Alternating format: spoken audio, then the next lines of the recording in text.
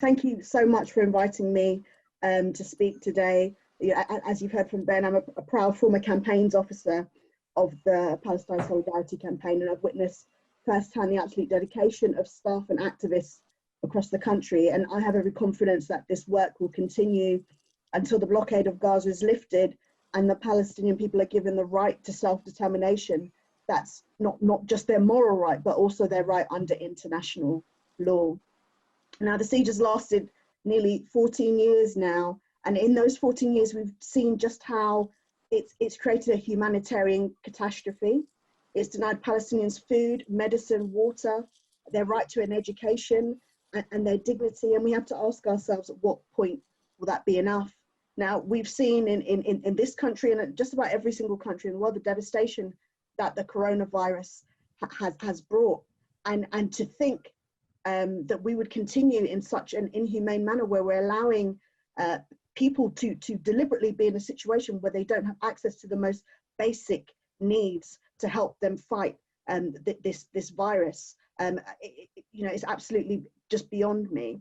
So we are having this rally, this discussion at a crucial time, and it's important that we continue to unite and campaign. And I'm personally really pleased to see what's happened in terms of the deal and stopping bombing for a period of time. But far too often in these years, I've seen deals like this brokered and them not lasting. And we've heard that it's going to be a bit of an easing of the blockade, but really what we need to see is a complete end to the blockade. Now, until Israel ends its military occupation of the West Bank, East Jerusalem, Gaza, there's going to be thousands and thousands more, like the children that Ben just spoke about. 86% of children in Gaza not having access to a proper diet.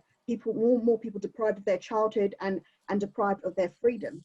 It's really important that we hold our own government to account, because we know how they stand on these issues, and we know that even when other nations across the world at the UN, stand against these aggressions, our government, at the most, sometimes if we're lucky, will just abstain, and that's simply not good enough.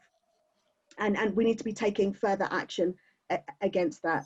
I'm really, really pleased that we're hearing from people directly in Gaza today, and I think about what we've all been through this particular period, and the fact that we've been able to connect with each other in this way via Zoom. We would usually have a rally like this in person. And when you hear about having electricity for only 4 hours a day and limited access to connectivity, you realize just what we are taking for granted, and just how unfair and brutal this particular siege is. And so today we are showing solidarity.